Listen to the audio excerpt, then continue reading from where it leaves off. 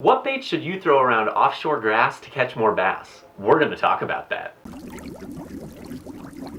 Welcome back to another episode of 5-Minute Fish Talk. My hands smell like soft plastic worm. I've got 5 minutes on this time here, and you know what that means. Boop!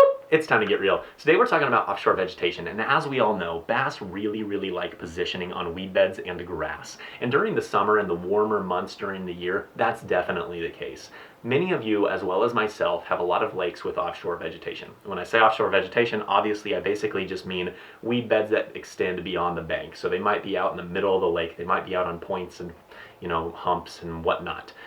These can be extremely productive, and there's so many baits you can throw around them, but today I really wanted to talk about some of the ones that I like to throw and in what conditions I like to throw them in. So there's really two main factors.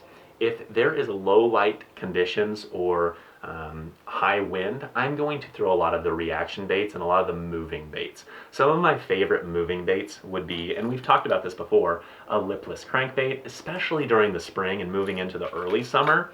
But aside from that once the water warms a little bit more, I'm more of a chatterbait guy as well as a swim jig guy. I really like the swim jig during the fall particularly, but all three of those work really well.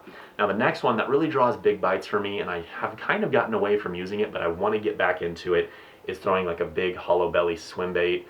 These things, you just put a big meaty hook through them and you can really slow roll them through that vegetation. And if there's a little bit of chop on the water, maybe it's a little bit low light conditions, you can draw some big bites. Heck, I've even caught fish when the sun is up and there's not even much chop on the water just because they're so natural looking.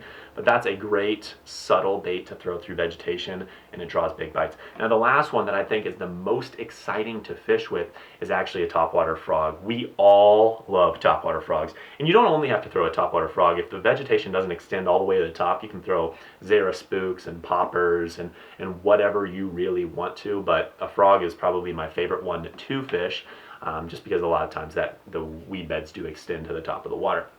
Now aside from that, when the sun gets high and when there's less wind, obviously you're going to have to slow down because those fish aren't going to be chasing near as aggressively, especially during the dog days of summer.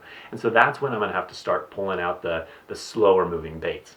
And so some of those that I like is just a basic Texas rig, whether it's, a small creature bait like this baby brush hog or this little crawfish imitator, or you can even throw a big 10-inch worm. And this is one of my favorite baits for big fish, especially if the water has a little bit of stain to it. I absolutely love throwing them, and they work really well through weed beds. The last thing that I'm actually going to talk about is one of my favorite baits for offshore grass, and that's actually a drop shot. And what I'm going to do is take a finesse worm, and I am going to work it very slowly around the very edge of the weed bed. And then when I do that, a lot of times when the bass are really inactive and the sun's high and there's just not a lot of activity going on, if you can inch that through, what happens is this bait sits above the weed line and it just kind of ever so lightly jiggles a little bit, it gets a little jiggly, and the bass just slurp it. So I've actually got a video using the drop shot. Why are you doing that? Stop! I don't know when my GoPro turns off. I've actually got a video using the drop shot, and that was last year, but you might want to check that video out if you want to see how just brutal it can be during the dog days of summer. The drop shot really pays off. Otherwise, you know what I'm going to say next, right? Have yourself a fantastic weekend, and we'll catch you next time.